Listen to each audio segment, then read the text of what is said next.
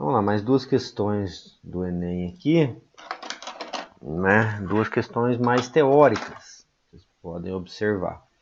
A primeira, deixa eu só arrumar aqui. Em uma usina geradora de energia elétrica, seja através de uma queda d'água ou através do vapor sob pressão, as pás do gerador são postas a girar. O movimento relativo de um ímã em relação a um conjunto de bobinas produz um fluxo magnético variável através delas, gerando uma diferença de potencial em seus terminais. Durante o funcionamento de um dos geradores, o operador da usina percebeu que houve um aumento inesperado da diferença de potencial elétrico nos terminais das bobinas. Nessa situação, o aumento do modo da diferença de potencial obtido nos terminais das bobinas resulta no aumento da... Pessoal, aqui nós precisávamos lembrar da força eletromotriz. Como que é a geração de energia? Pela lei de Faraday, força eletromotriz induzida é a variação do fluxo magnético dividido em função do tempo, né? Isso aqui vai dar volt para a gente. Tá? Então, como que funciona? Nós temos, vou desenhar mais ou menos aqui, um negócio chamado estator, como se fosse uma armadura. E em volta aqui, ó, essa armadura aqui é cheia de ímãs. Em volta aqui fica o rotor, que vai estar acoplado nas pás, que vai girar. Então essa parte de dentro aqui gira, e aqui é cheio de fios, né, de cobre, uma bobina, não é? Então, o que é isso? O ímã está produzindo o campo aqui o tempo todo, não é? Então, a bobina vai girando, o fluxo magnético, ou seja, a quantidade de linhas do ímã que atravessam essa bobina vai variando em função do giro. Então, essa aqui, a resposta é a letra D. Olha só, rapidez, nessa situação, o aumento do modo da diferença de potencial obtido nos terminais resulta do aumento da rapidez com que o fluxo magnético varia das bobinas, por meio do aumento da velocidade angular, ou seja, começou a girar mais rápido, fugiu lá, vamos dizer, do controle, girou mais rápido, o fluxo, que é a quantidade de linhas de campo magnético que atravessam as bobinas, vai variar mais no mesmo tempo, ou seja, eu vou ter uma maior força eletromotriz induzida, uma maior tensão. Por isso que a resposta é a letra D. Beleza? Essa aqui. Herschel, em 1880, começou a escrever sobre a condensação da luz solar no foco de uma lente e queria verificar de que maneira os raios coloridos contribuem para o aquecimento. Para isso, ele projetou um anteparo, o espectro solar obtido com um prisma, colocou os termômetros nas diversas faixas de cores e verificou nos dados obtidos que um dos termômetros iluminados indicou um aumento de temperatura maior para uma determinada faixa de frequências. Para verificar a hipótese de Herschel, um estudante montou um dispositivo apresentado na figura. Nesse aparato, 5 recipientes contendo água à mesma temperatura inicial e separados material isolante foram posicionados A, B, C, D e E. No interior da caixa, tem material isolante térmico e opaco. A luz solar entra na caixa, atravessa os prismas e ensina o recipiente. Em qual dos recipientes vai ter a maior temperatura? A maior temperatura vai ser aquele que receber a maior quantidade de calor, certo?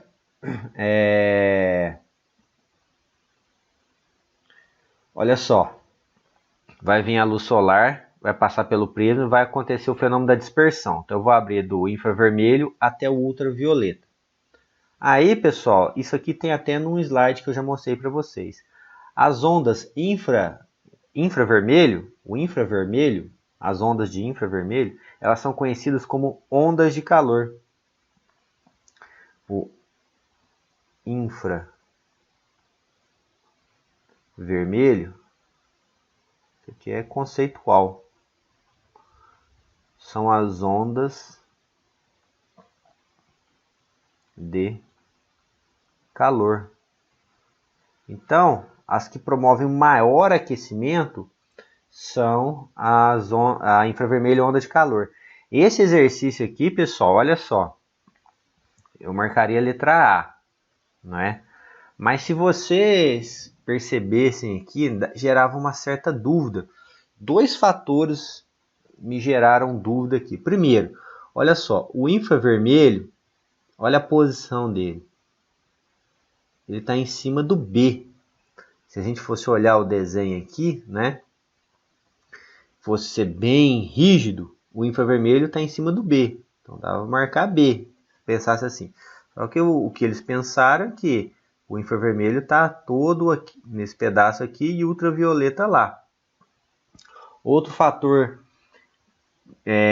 de possível dúvida no exercício. O ultravioleta ele tem um comprimento de onda menor, não é? E uma frequência maior. Então, frequência maior, a pessoa podia pensar numa maior agitação molecular, mas não. É características das ondas de calor ser do tipo infravermelho. Por isso que esse aqui, a resposta é a letra A. Ó, essa aqui deu muita polêmica. Essa aqui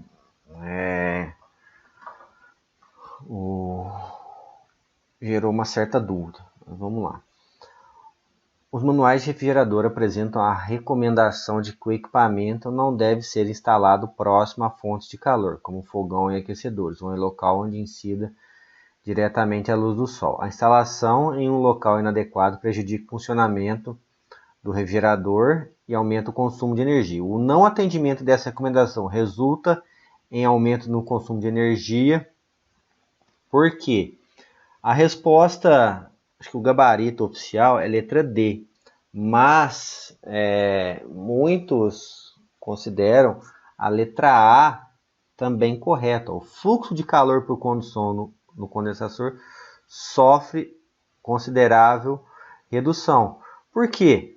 Eu vou aumentar a temperatura.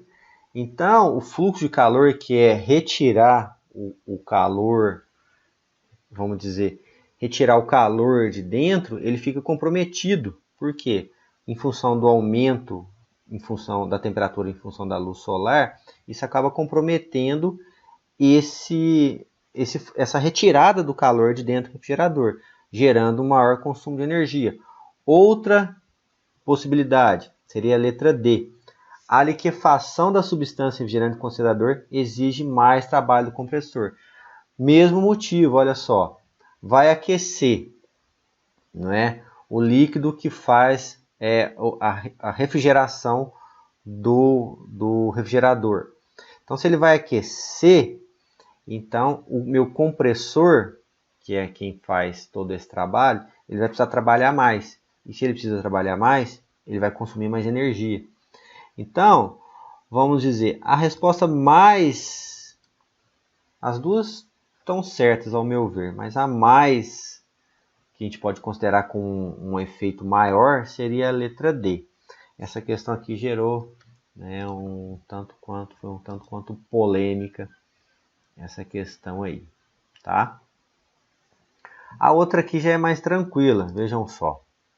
Um mergulhador fica preso ao explorar uma caverna do oceano. Dentro da caverna formou-se um bolsão de ar, como mostra a figura. Durante o resgate, para evitar danos ao seu organismo, foi necessário que o mergulhador passasse por um processo de descompressão antes de retornar à superfície, para que seu corpo ficasse novamente sob pressão atmosférica.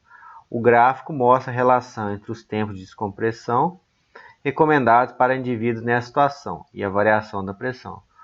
Considere que a gravidade seja 10, a densidade da água 1000. Em minutos, qual é o tempo de descompressão em que o mergulhador deverá ser submetido? Aí o que a gente tem de informação? A gente tem o tempo, que é de onde a gente vai tirar a nossa resposta, e tem variação da pressão em quilopascal. Então, olha só, o mergulhador está a 50 metros, né, de profundidade. Está aqui o bolsão de ar, 50 metros. Então, eu calculo a pressão aqui e verifico no gráfico. Então, como é que a gente faria? Pressão é a densidade do líquido vezes a gravidade vezes a altura. Pressão. A densidade do líquido é 1000. A gravidade é 10. E a altura, 50. Então, vai lá. 1000 vezes 10, 10.000 vezes 50, 500.000. Pressão 500.000 Pascal ou 500 kilo Pascal, certo? Então, aí vocês vão observar aqui, ó, 500 kPa, sobe no gráfico aqui, encontrou, olhou lá, tempo de 60 minutos. Isso aqui é o seguinte, a Torre Eiffel com seus 324 metros de altura, feita com treliços de ferro, pesava 7.300 toneladas quando terminou de ser construída em 1889. O arquiteto resolve construir um protótipo dessa torre escala 1/100, utilizando os mesmos materiais. Considere que a torre real tem uma massa M e exerça na fundação sobre a qual for erguida uma pressão P. O modelo construído terá uma massa modelo e uma modelo. Como a pressão exercida pela torre se compara com a pressão exercida pelo protótipo, então eu quero saber a relação da pressão da torre pela pressão do modelo. Então é o seguinte, essa aqui, eu lembro que eu fiz, eu meio que fui por dedução. Eu pensei o seguinte, eu sei que pressão é força por área. A força é o peso, né, o peso dela dividido pela área. Beleza. E peso, o que é peso? Densidade vezes gravidade vezes o volume. Né? Isso aqui pela área. Né? Aí como é que eu pensei? Pensei o seguinte, a escala é 1/100, né? Então, se a gente pensasse assim, volume é largura vezes comprimento, né, vezes a profundidade, né? Pensei assim. Então, se a escala diminui em 100, eu fiz assim, ó, o volume do modelo, ele é o quê? 100, desculpa, o volume da torre, né?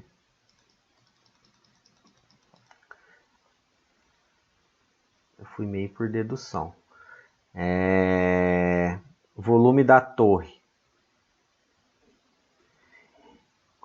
Volume é largura vezes comprimento vezes altura, né? Então, se a escala é 1/100, então seria 100 vezes 100 vezes 100 vezes o volume do modelo, ou seja, 10 a sexta. Beleza. Aqui densidade e gravidade não vai importar muito para a gente aqui não. Né? Aí eu pensei no seguinte, o volume é 10 a sexta. E o outro aqui, a área é 10 a quarta, porque a área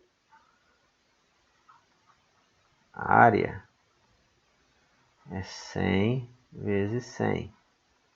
Isso aqui dá 10 a quarta. 10 a sexta por 10 a quarta. Eu achei uma relação de 10 ao quadrado.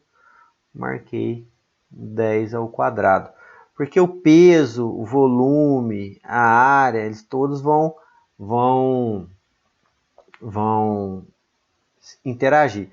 Como que eu pensei para ficar mais fácil? nós vamos ter sempre a relação de volume por área. Porque, olha só, pressão, né? A pressão é força por área. Então, se eu fizer tudo isso aqui para a torre normal, se eu fizer tudo isso aqui para a torre modelo, eu vou chegar nessa relação, que eu vou ter um volume em função do peso dividido pela área. A torre normal, volume 10 a sexta, área 10 a quarta, eu chego numa relação de 10 ao quadrado. 10 ao quadrado é 100 vezes. Então, foi isso que eu pensei e acertei, 10 ao quadrado.